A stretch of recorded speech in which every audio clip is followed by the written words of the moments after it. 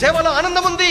అందుకే దైవజనుడు భగత్ సింగ్ గారు తనకున్నటువంటి సమస్తాన్ని విడిచిపెట్టాడు. జమీందార్ చిన్నోడు అనుకుంటున్నారా? భగత్ సింగ్ గారు అంటే first Indian engineer, DL degree కలిగిన ఇంజనీర్. ఆయన మొదటిది అగ్రికల్చర్ ఇంజనీరింగ్, 2 మెకానికల్ ఇంజనీరింగ్, మొట్టమొదటి ఇండియన్ ఫారిన్ రిటర్న్.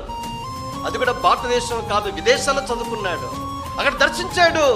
ప్రభువును సేవించాలని దేవుడు కోరుతుండే బలంగా, వద్దు నేను అతివాన్ని మాట్లాడలేను, నాతో ఏమవుతుంది సేవ, నన్ను మాత్రము సేవకు పిలవద్దు, ఉద్యోగం చేస్తాను, సంపాదిస్తా, నీ కోసం ఎంత కావాలంటే అంత సేవకిస్తా, నన్ను మాత్రం సేవకు పిలవద్దు. బలవంతంగా 1 సంవత్సరం ఆగిపోయింది. కానీ దేవుడు మాట్లాడుతున్న, భగత్ సింగ్ నీ డబ్బులు కాదు, నీవే కావాలి. లోపడ్డాడు. అక్కడి నుంచి విదేశాల నుంచి భారతదేశానికి వచ్చేటప్పుడే తను సంపాదించుకున్న డిగ్రీస్ నుంచి ఇచ్చేసాడు.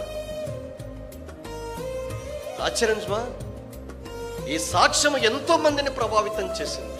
MA ఇంగ్లీష్ లిటరేచర్ చదువుకున్న థియోడార్ విలియమ్స్, ఆ దినాల్లో MA ఇంగ్లీష్ లిటరేచర్ అంటే చాలా గొప్ప. నేను చెప్పేది 60-70 ఏళ్ళ క్రితం ఇది. అప్పుడు అనుకున్నా అంట, నేను MA ఇంగ్లీష్ చదువుకుంటే నేనుందండి సేవకు వచ్చేది. దేవునితో వాదిస్తున్నాడంట. భగత్ సింగ్ గారు చిన్న సాక్ష్యం, చెప్పన సఖ్యం మహిమాక్తిమ తీసుకున్నాడు, చదివాడు. అరే ఈయన నాకంటే 2 డిగ్రీలు ఫారిన్ రిటర్న్, ఫారిన్లో చదువుకున్నాడు, ఈయననే చించి వస్తే నేనేంది గొప్ప అని అప్పుడు ఫుల్ టైం సర్వీస్కి అప్పగించుకున్నాడు. ఒక మనుషుని ఆసక్తి అనేకులు ప్రేరేపించింది.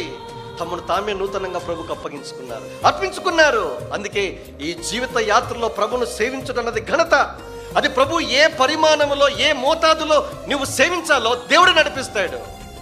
నువ్వు సంపూర్ణ కాల సేవకునిగా సేవలో పరిపూర్ణం కావాలంటే అలాగూ నడిపిస్తాడు.